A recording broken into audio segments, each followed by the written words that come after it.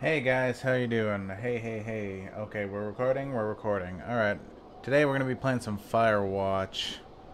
Why should I even say today? We're just going to be playing Firewatch whenever, wherever. So I've already played it through completion, but we're going to do it again, make different choices, and see how that all turns out. Alright.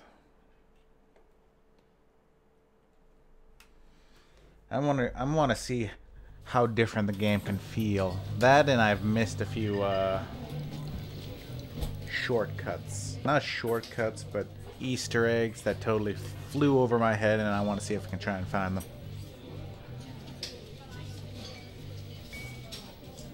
Oh, geez Louise.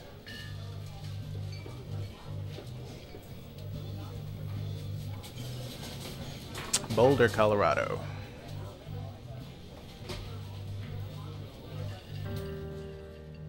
You see Julia.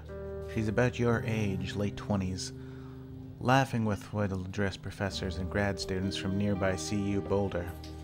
You, Henry, are out drinking with your pals. You approach her. You are drunk. So, what's your, major? You slew the words major and it smells like cores. You give an awkward smile. Evolutionary biology, she says. And I'm a professor. Cool, you reply. What's yours, she asks. She sniffs the air. Toxicology? Was that a burn, you ask? She says definitely. Worried she hurt your feelings, she asks if you want to split a cheeseburger. 1 week later, you're Julia's boyfriend.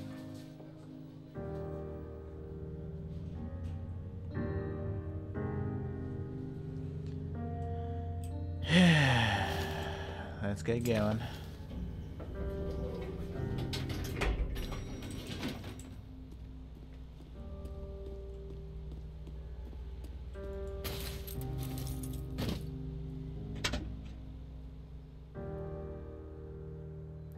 You date for over a year. She drives you absolutely nuts. It's great. You move in. You share an apartment near the school with a view of the mountains. You two drink beers out on the deck. You drink beer just about anywhere. Life is good. Julia wants to get a dog. There's a scruffy, undersized beagle Julia's in love with. She wants to bring it with her to class. There's also an intimidating but gentle-eyed German shepherd. Nothing bad could happen to Julia while walking this dog. It's badass. But you pick up the beagle and she names him Bucket. Bucket's a good dog. And a week later, you've totally forgotten about the other one. Julia loves him. And you love him too. 1979. You talk out on the deck. It's summer, 9:30 p.m., and the heat still radiates off the high desert. What do you think about kids, she asks. Kids? They're not very smart nor good at much. I'm saying if you and I have a couple of little idiots. One day, what's the rush? She looks away out towards the mountains. We have plenty of time, right? Speak for yourself, mister. Don't worry, you assure her. You tell her she has the body of an undergrad. My ovaries didn't get the memo, she says, laughing it off. One day, okay? Okay, one day, she says. 6 months later, you get engaged, lying in bed on a Sunday morning.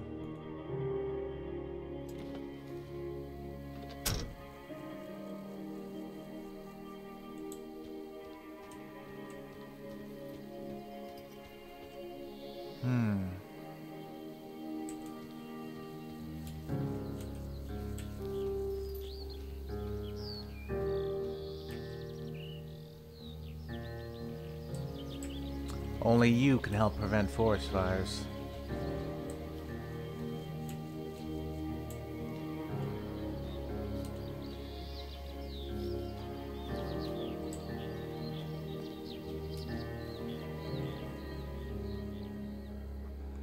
1980. It's Thursday night, and Julia is 4 hours late. She doesn't call you. You're worried and getting angrier by the minute. She walks in after you've gone to bed. She's not quite drunk, but she clearly has been having a fun time. You fight when she gets between the sheets. You get mad. You call her an inconsiderate asshole. She tells you to fuck yourself and to not be such a baby. You call her selfish. She knows you mean it, and it hurts her feelings.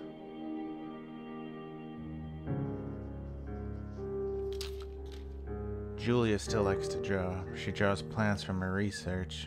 She draws all the places you go. She draws you. You frolic like a Victoria's Secret model. Very nice.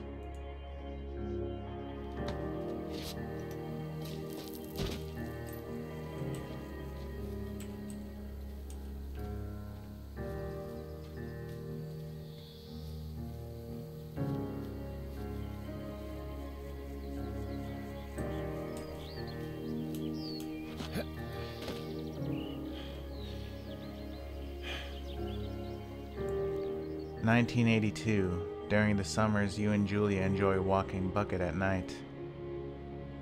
There's a festival in town. It brings in folks from faraway places. One of them tries to mug you with a knife. Bucket gets kicked.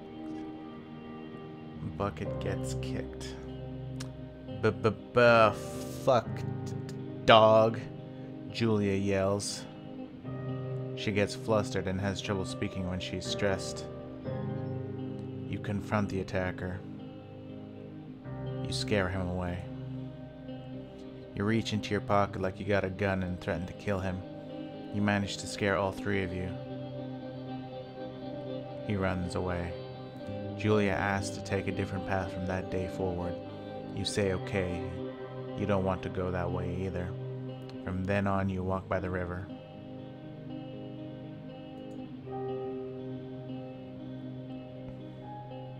(1984). Plans to have kids get waylaid by work. Julia gets offered a job at Yale. Yale is in Connecticut, 2,000 miles away. It's a great job. Associate department chair. She wants to move. You absolutely do not. Agree if she commutes to back and forth. You ask her if she'll commute back and forth. You don't want to move to Connecticut. She says that'll be hard, but she'll do it if you won't. You tell her not to pass it up if she wants it. She agrees. She flies back to Boulder 3 times each semester. Julia is sent home from Yale on paid leave after having an episode. She lost it on a colleague for borrowing books that were important to her research. She didn't remember she had happily loaned them to him just 2 days prior. She was found crying in the stairwell.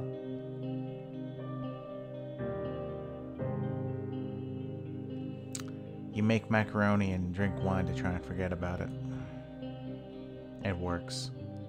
You watch Dallas on TV and sleep together on the couch.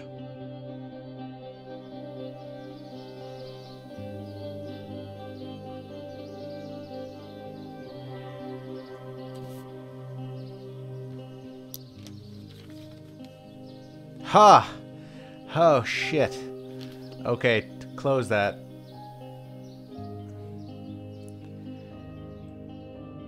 Bucket is getting older. Julia comments that it's kind of nice because he gets in less trouble around the house.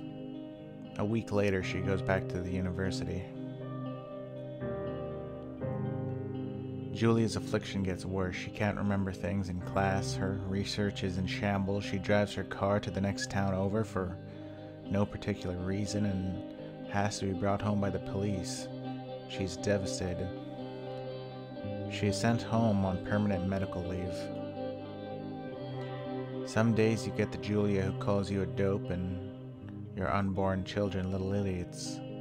Other days you get a stranger. She pulls you into bed to make love. After 5 minutes she goes into a panic, believing her dad is at the door.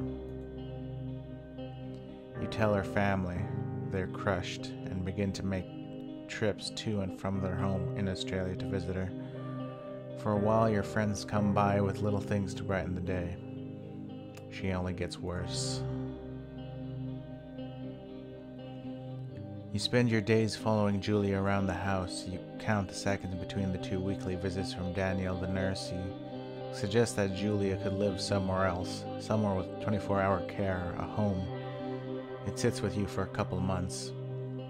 You decide to move her into a full-time care facility.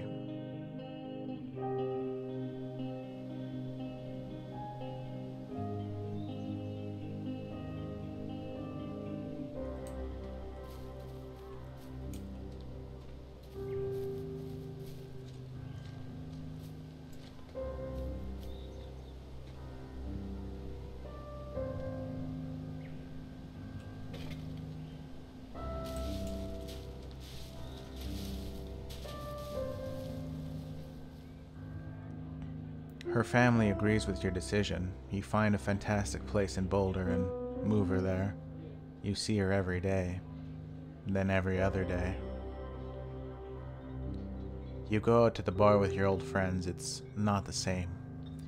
You get the feeling that every wife tells her husband, if you ever put me in a home like Henry did, I'll cut off your balls. You slowly decide to not see your old friends that much. Julia's sister, Suzanne, moves to Boulder to be close to her. She visits her every day. You go with her some of the time. Suzanne buys you an old typewriter and urges you to use it if you won't see a therapist. You won't. You've always really liked Suzanne. Months go by. Bucket dies. Julia doesn't remember him when you tell her. Sometimes it takes her a minute to lock in on you. In the back of your mind, you believe it's because you see her less and less, and seeing her less and less makes her forget you more. You think. Summer is coming, and you see an ad in the paper for a job. You take it.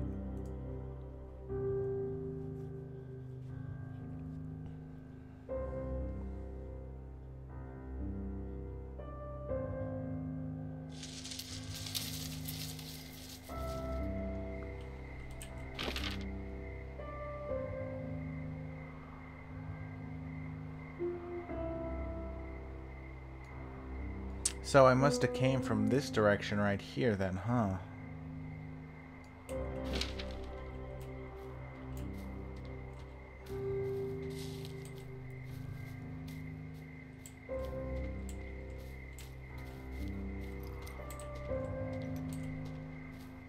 Can I just wander around? Is that a thing that I'm capable of doing right now?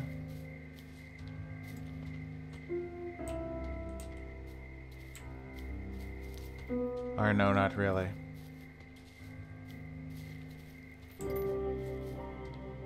Can I completely destroy the gravitas of the situation? Is that even the right word for the situation?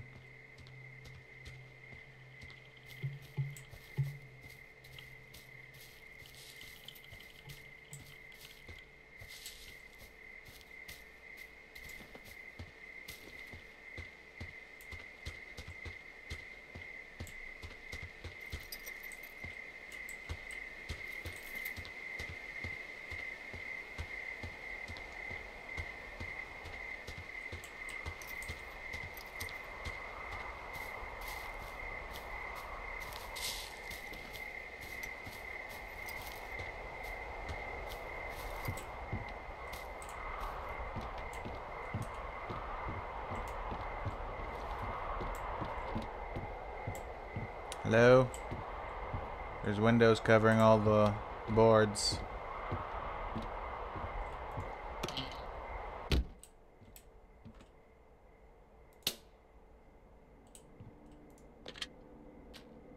Hello, Two Forks Tower.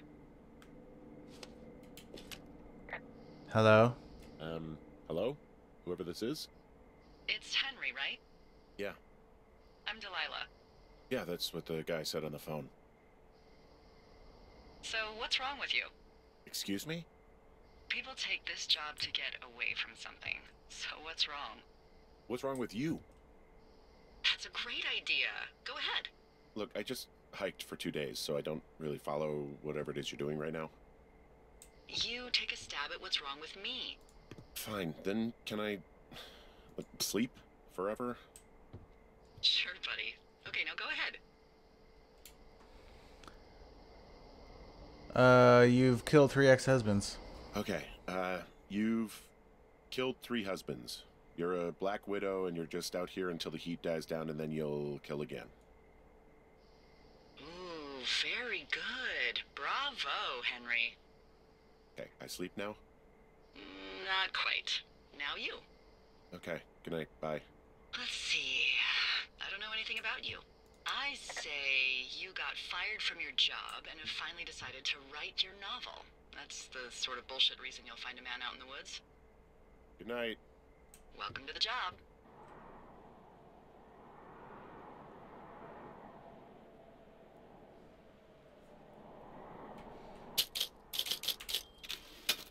Good morning, Henry. Well, I guess good afternoon. You probably slept like a rock. Anyway, there's still a few hours of daylight to get some work in. I can see you at your desk, so call me when you're ready.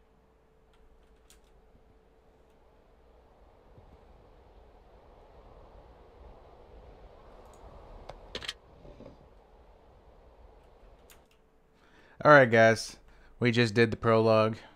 I'm going to just be cutting these videos up into the prologue, the days, and the ending. So, thanks for watching. See you next time.